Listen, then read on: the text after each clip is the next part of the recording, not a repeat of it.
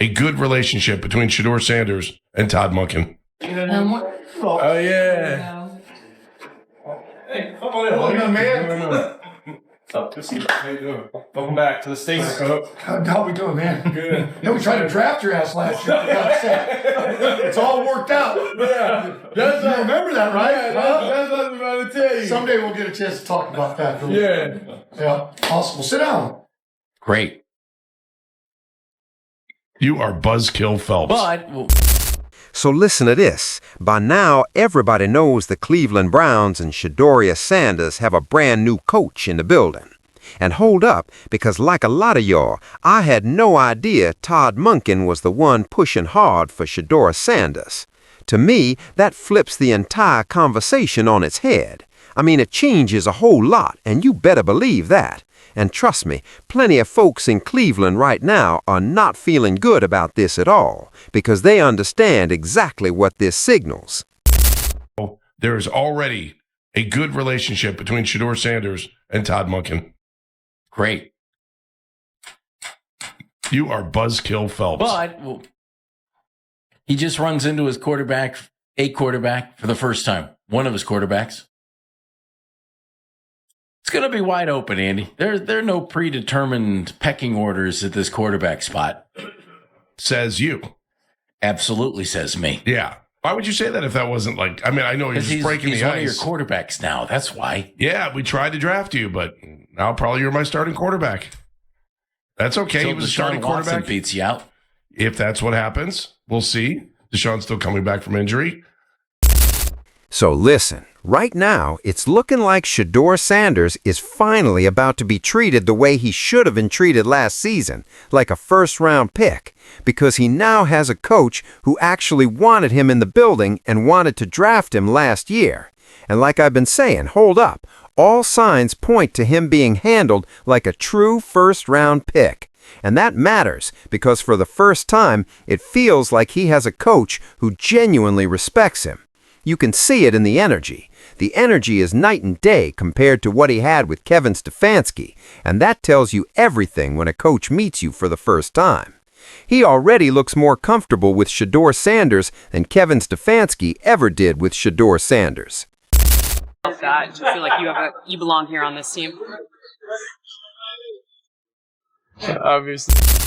And let me be clear, Kevin Stefanski handled that situation and this entire quarterback competition terribly, because you took away his chance to redeem himself and walk away from that moment as a winner. And listen, it's not just us sitting at home seeing this. Players in that locker room see it. Players on the other sideline see it too. They know exactly what's going on. They know what's really going down. I'm sickened and I'm saddened. By the way, Shedeur continues to be treated in the National Football League. Walked up to you after taking his walk down to the pylon, and then he walked back up to you on the sidelines before Snoop went in, and he said something to you. You shook your head. I mean, was he trying to get back? He's a competitive kid. But the plan was to go with Snoop there, so but I wouldn't make any more of it. What do you make, Emery, of that decision by Kevin Stefanski, who said not to read anything into it?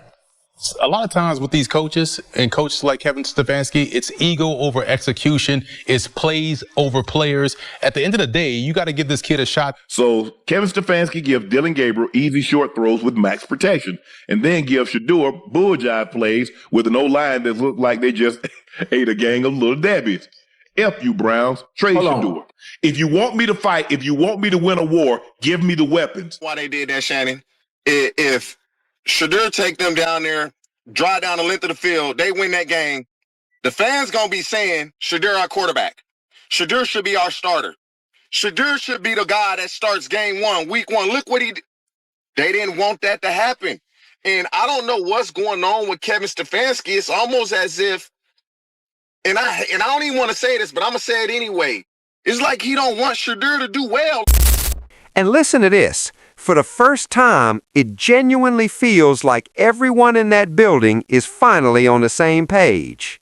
And hold up, because there's another clip I came across that's pretty eye-opening. and it helps explain why the Cleveland Browns took so long to land their next coach, because it really looks like they were going out of their way to find someone best suited specifically for Shedeur Sanders. Go ahead and check this out. In football his whole life, and so he's wanted to lead an NFL team. That's why he went back and left Georgia. He went back to the league because he wanted that opportunity, and he knew he was capable of doing it. And look, wherever he's been, whether it's Grand Valley, Eastern Michigan, Louisiana Tech, Southern Miss, I mean, everywhere he's been, he has turned it into a winner. And Cleveland is going to have him. I know there's a lot of people, well, who's Todd Monken and why Todd Monken? This is a football coach, and he knows every part of that game, from special teams to clock management to defensive structures. You got a football coach, and he's going to do a heck of a job. Albert Breer of Sports Illustrated had a little insight to actually what went into the process. One of the interesting thing was, one of the questions on this so-called test, as he puts it, was how would you develop Shedeur Sanders? I have a feeling, Chris, it was a little bit more specific than how would you go about developing Shedeur Sanders. But the fact that his name was on that essay, then Dylan Gabriel's name, at least according to Albert Breer, was not, and Deshaun Watson's name was not, that leads me to believe that the Browns have an inkling that Shedeur is going to be the starting quarterback heading into September. But I don't know what Todd Monken thinks about that. And ultimately, Chris, I don't know if Andrew's going to be able to just categorically make that decision the way that he could when Kevin was there. And like I told you before, that right there was extremely telling. There was an assessment, and Shedeur Sanders was the only quarterback included, which lets you know Cleveland is making a real effort to give him every chance to succeed there. That's a win for both sides. Let's be honest, it's good for business. And on top of that, listen, if he lives up to the hype, like many of us know he can, with the right opportunity and the right coach, and it sure looks like he finally has that coach, and it looks like this is going to be fair, maybe even an open competition, if it even gets that far, if they don't just say, hold up, this is our guy, build the system around his skill set, because that's exactly what it looks like they're prepared to do. I think this could be a perfect fit. Now, of course, there are still some kinks to work out and some holes to fill around him, and I've got another video dropping soon where I'm going to break all of that down. But overall, I like this. This is probably the most I've seen Shedeur Sanders smile inside that Cleveland Browns building since the day he arrived, and that matters. So go ahead and sound off in the comments. Let me know how y'all are feeling about this. And as always, peace and chaos.